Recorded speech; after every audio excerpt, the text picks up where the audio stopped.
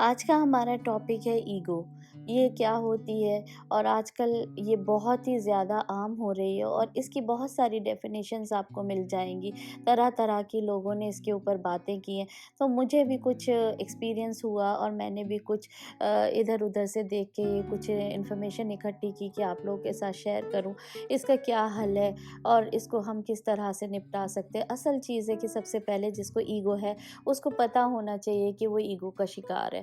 وہ دوسروں کی باتیں یا دوسروں کی اگر دوسرے اس کے اندر خامیاں نکالتے ہیں یا اسے بتاتے ہیں تو وہ لینا نہیں چاہتا، سننا نہیں چاہتا۔ یہی ایگو کی ایک بہت بڑی پرابلم ہے۔ جہاں انسان اپنے آپ کو سیکھنے سے روک دیتا ہے نا، تو سمجھ لیجئے کہ وہ بہت بڑی مشکل کی طرف بڑھ چکا ہے۔ اسی ٹاپک پہ آج ہم بات کرتے ہیں اور کیا کیا مسئلے ہیں اس کے اندر۔ ایگو ہونے کی کئی وجوہات ہیں، جیسے کہ کوئی انسان شکل صورت کا بہت اچھا ہے، بہت خوبصورت ہے، بہت حسین ہے، اس کے اندر بہت ایگو آتی ہے، وہ دوسروں کو اپنے آگے نہیں گردانتا۔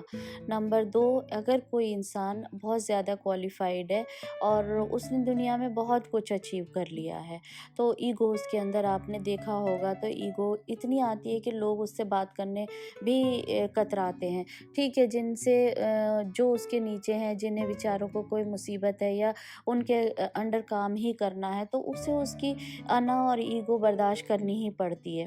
اس کے رویے اتنے سخت اتنے عجیب ہو جاتے ہیں کہ وہ انسان کو انسان نہیں سمجھتا، چاہے وہ فیملی میں ہو، چاہے وہ دوستوں میں ہو، چاہے وہ اپنے آفس کے کولیگز کے ساتھ ہو۔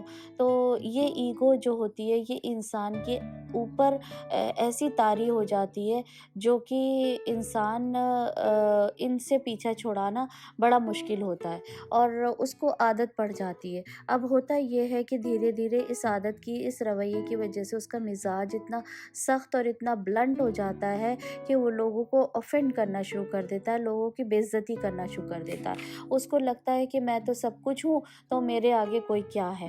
یہ ایگو ہے۔ بڑھتے بڑھتے انسان کو یہ ایگو پہلے اپنے آپ سے شروع ہوتی ہے، لوگوں سے شروع ہوتی ہے، پھر گھر والوں سے شروع ہوتی ہے اور پھر میاں بیوی آپس میں، اور جب یہ ہسبینڈ وائف میں ایگو آ جاتی ہے نا، تو یہ تباہی اور بربادی کی طرف آ جاتی ہے۔ انسان یہ سوچتا ہے کہ میں زیادہ بڑا ہوں، بیوی یہ سوچتی ہے میں زیادہ بڑی ہوں، میں ان سے زیادہ کماتی ہوں یا وہ مجھ سے زیادہ کماتی ہے۔ اس طرح سے دلوں میں باتیں آ جاتی ہیں اور ایگو کا شکار ہو جاتے ہیں، جبکہ انسان کو یہ سوچنا چاہیے کہ نہیں، رشتے ہمارے لیے سب سے اوپر ہیں اور بعد میں دوسری چیزیں ہیں۔ یا میرے بچے، میں اپنے بچوں کو یہ کرتا ہوں، میں اپنے بچوں کو، اگر وہ بچوں والا ہے اور اس طرح سے وہ مطلب اس کے منہ سے جو باتیں نکلتی ہیں نا، اس طرح کی نکلتی ہیں کہ دوسروں کو نیچا دکھانے والی، کہ I am the best, I am number one.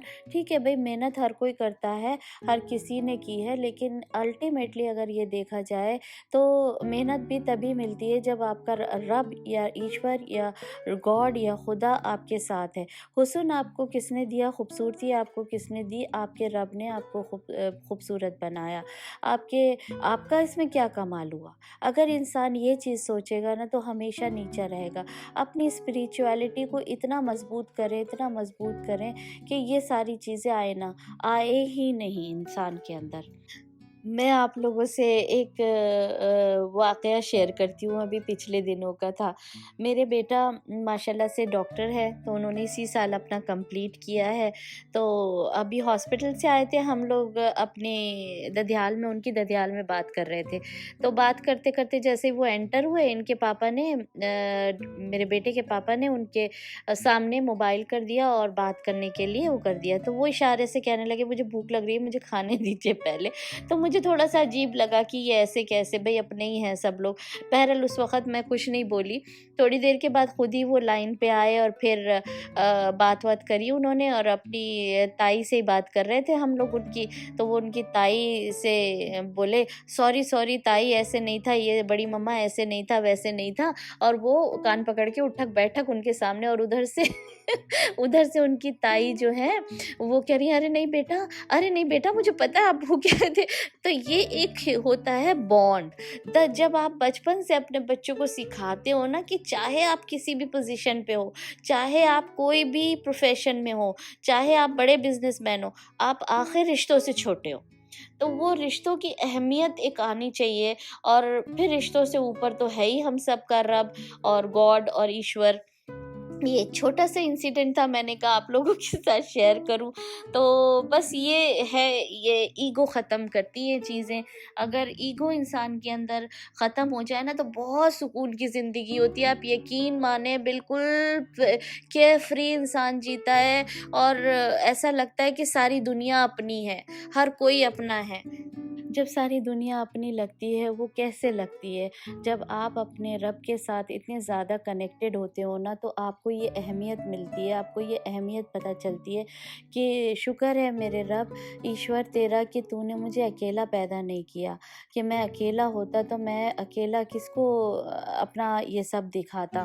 तो इसलिए हमेशा अकेले तन्हाई में बैठिए, मेडिटेशन कीजिए, अपने रब को पुकारिए, जानिए कि आखिर हैं क्या आप, आपकी असल क्या है, आपके अंदर की चीज़ें क्या है, आखिर आपकी जो रूह है, आत्मा है, वो क्या चाहती है। वो ये वर्ली चीज़ें, ये आर्ज़ी चीज़ें नहीं चाहती कि जी पैसा, दौलत, नाम, इज़्ज़त, खूबसूरती, ये सब तो रब का दिया हुआ है। अब आपको क्या चाहिए? आपकी जो रूह है, आत्मा है, वो भूखी होती है एक्चुअली। तो खाली बैठें, मेडिटेशन करें, अपने रब के साथ नाता जोड़ें और इस चीज़ को कनेक्शन में तब्दील करें। फिर देखें, आपको आपकी ख़ामियाँ अगर कोई बताएगा भी ना, तो आपको वो ब्लेसिंग लगेगा, क्योंकि ज़िंदगी में हर लम्हा हर इंसान सीख रहा है चीज़ों को। ये सारी चीज़ें तो रब ने आपको दी हैं या किसी को भी दी हैं। तो आपकी कमाई क्या है? आपकी खुद की कमाई है आपका अखलाक, आपका बिहेवियर, आप अच्छा, कि लोग आपसे मिलें और कहें कि वाक़ई बंदे से मिल के, और हैं ऐसी दुनिया में आजकल भी लोग हैं कि जिनसे मिलकर खुश हो जाती है तबीयत, कि वाक़ई ऐसे लोग भी हैं आज की दुनिया में। अपने रब के लिए किसी से नाराज़गी है तो उसे मना लीजिए, किसी से खुशामद करनी है तो कोई बात नहीं, ये मेरे रिश्ते हैं, इनकी मोहब्बत आप सामने रखिए। क्यों? क्योंकि अल्टीमेटली आपको और मुझे, सबको हमें अपने रब के पास जाना है। अगर मैं कहूँ कि ईगो बेस्ट चीज़ है और ईगो ऐसी चीज़ है जो इंसान को छोड़ने की ज़रूरत ही नहीं है, दुनिया को जूतों की नोक पे रखना चाहिए। अगर ये तब सही है जब मुझे और आपको कहीं नहीं जाना, या ये ज़िंदगी भर इसी दुनिया में रहना। नहीं, आखिर तो हमें एक दिन अपने रब के पास जाना है ना। तो हमारा रब भी नहीं पसंद करता इस ईगो को। आपको मालूम है, ईगो या अना मेरे रब की चादर है। उसको अगर कोई भी छीनने की कोशिश करेगा ना, तो रब उसे कभी नहीं छोड़ेगा। इसलिए अना और ईगो से हमेशा बचिए। अब लोगों से आप बात करो तो हर कोई ये कहेगा, जी हम भी अपने रब को पुकारते हैं, हम भी खामोश बैठ के अपने रब को पुकारते हैं, हम भी उसे याद करते हैं, हमें भी उसका डर है। तो जब उसका डर है, तो फिर आप किसी की तनकीद, किसी की जो आपके अंदर कमी निकालता है, वो बर्दाश्त क्यों नहीं होती? क्या सिर्फ कमी निकालने का हक सामने वाले को ही है? अगर आप मेडिटेशन करते हैं, अगर आप अपने रब, अपने ईश्वर को पुकारते हैं, अगर आपका उससे एक ताल्लुक़ है, कनेक्शन है, तो आपके अंदर ऐसी बात हो ही नहीं सकती कि आप जाने अनजाने में किसी को के साथ ईगोइस्टिक हो। आप हमेशा डाउन टू अर्थ रहेंगे और आप बहुत ज़्यादा लचीले रहेंगे। अगर किसी ने कुछ कह भी दिया होगा ना, तो आप उसको माइंड नहीं करेंगे। आप हमेशा सोचने वाले होंगे, कोई बात नहीं, इज़्ज़त ज़िल्लत तो सब मेरे रब के हाथ में है, उसी ने ही चाहा होगा तो मुझे किसी ने कुछ कह दिया। तो हमेशा ये चीज़ों का ख़्याल रखिए, ईगो से बचिए। ईगो बहुत डिस्ट्रॉय करने वाली चीज़ है, ये ख़ानदान तबाह कर देती है, ये इंसान को ख़ुद को तबाह कर देती है।